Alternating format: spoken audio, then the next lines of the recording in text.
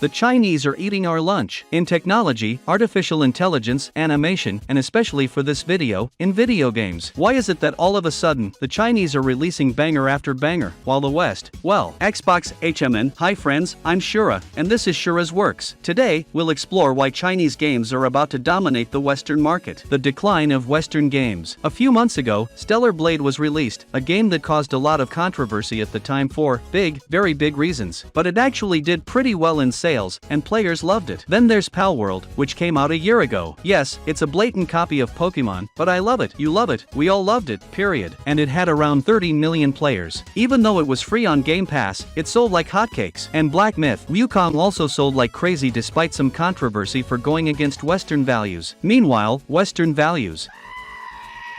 Oh, great. So the gaming industry must be doing super well these past few years. Wrong, because the industry is a complete disaster. Multi-million-dollar games that no one plays, companies exploiting their workers for years to release the worst game ever, only to shut down the studio 2 days later, firing everyone except the decision makers, making all protagonists strong, independent women who are also rude, arrogant, and, of course, ugly on purpose. Because the actresses who play these characters are very beautiful women, and male characters look just like their actors, but the women? They have to be as unattractive and unpleasant as possible. Ugh, I remember the girl from Fable. It burns. Consultants come into companies and tell creators, okay, this girl has to be a person of color and gay, and this guy has to be trans and racialized, and wait, is this the villain? Oh no, the villain has to be a straight white male. And then everyone hates it, and the companies say, oh, you're all racists, xenophobes, homophobes, cell phones and vampires. It's companies insulting their own customers. Of course, that's not going to work. Okay, let's breathe. I need to calm down. Let's calm down. But wait, that's what's happening in the West, and that's why no one wants those games. But what's happening in Asia? Well, for starters, it's not 100% that Asians have done something different. They've always been good at making games. The gaming culture as we know it actually has its roots in Japan. Korea makes the best MMORPGs, and their characters have always been striking, not just the girls, but the guys and the various creatures too. They've always had that captivating magic. In fact, they have so much identity that just by looking at the art style, the type of character, or the tons of text, because Japanese games are lots of text, the game, just by looking at them you can tell which country it's from, so they've always been good. But they used to compete with American and European games for control of our souls because there were interesting proposals from both sides. But now that the West has collectively decided to make garbage, we're left only with Asian games to enjoy. So it's not that Asians have done something special, it's just that the other team can't get their heads out of their butts. But what about China?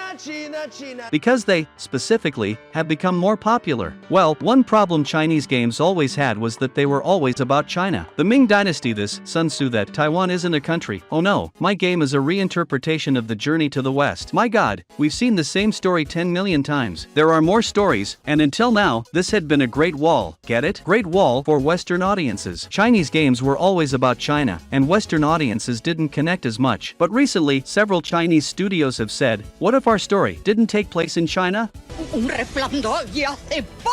Stellar Blade, Marvel Rivals, Genshin Impact, and all the games from Hoyoverse, as well as future promises like Lost Soulside, Wuchang, Fallen Feathers, and Tides of Annihilation. My god, this game looks incredible. The thing is, they're finding the key to pocket the entire Western market, and I'll tell you, it's not going to be hard. The Western market is convulsing from a fentanyl overdose of social wars, while the average gamer just wants something fun to play, something they enjoy playing. So the moment China starts making better Western games than the West, it's game over. Another reason Asian games have an easy time taking control is that they listen to the most important and powerful consultant of all time, their own players. So whenever their players criticize something or point out something they didn't like, these Asian companies, instead of saying, oh, then you're just a stinky racist, they say, okay, let's see. If these people didn't like this or that, let's change it and put in something they do like. Look at what happened with Lies of P from a Korean studio. When it came out, everyone said, it's too hard, this game is unbeatable, and so on. The studio listened, adjusted the difficulty, lowered the boss's health, and bam, best Soulsborne of all time.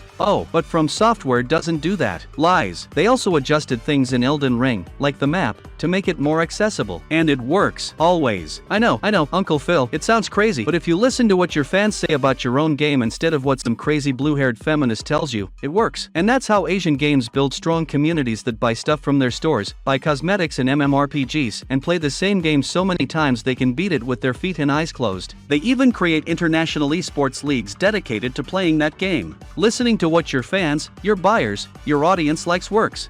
But, if you think about it, this is a huge problem because, right now, without much competition, the American gaming market is already dying, and it's only competing with itself. Studios are closing, and they're wasting millions and millions and millions and millions and millions of dollars on pure garbage games. So, this is only going to make the problem worse in America and Europe. They'll have less and less budget because they're not making sales. Investors will start pulling out, maybe not to Asia, maybe they'll invest in gold or oil or another currency, but they'll take their money out of gaming companies. And if games like Lies of P, Stellar Blade, not just from Asia, but from Russia like Atomic Heart, from France like Expedition 33, play their cards right, we might be witnessing the rise of new, super-established franchises. I mean, all the American gaming franchises might wither and die like plants in the sun, like Star Wars, where no one talks about them or cares anymore, and they become just a distant memory. While these new Asian franchises that are emerging now become the empires we're still talking about in 10 or 20 years. The worst part is, there's no turning back.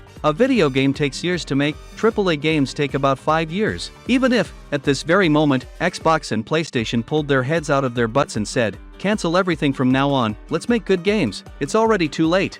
We'd start seeing this change in about 5 years, and in modern times, 5 years is a lifetime. By the time Xbox and PlayStation finally start releasing good games, they might already be 100% irrelevant, and all eyes will be on Asian franchises and nothing else. And that would be sad, because you think history has already happened, but it's not true. History is happening right now, and this woke wave, this political correctness in video games, seem like something that would last forever, that would oppress us for all eternity. All our lives, woke American and European companies would tell us, well, if you don't like my game, don't buy it, you racist, sexist, ugly bigot. Until gamers realized, hey, what if I actually do that? What if I give my money to someone who actually cares? And just like that, it was over. No need to fight, no need to argue. Just stop supporting these companies. It's very sad, but it doesn't have to be a bad thing. Sometimes things have to get worse before they can get better. Let's hope all of this is for the better, and we can leave this entire decade of woke nonsense and bad decisions as an ugly memory while we live in another golden age of amazing games. I hope you enjoyed the video. Don't forget to like, subscribe, and check out the stories in my social media in the description. I've been Shura, and I'll see you in the next one.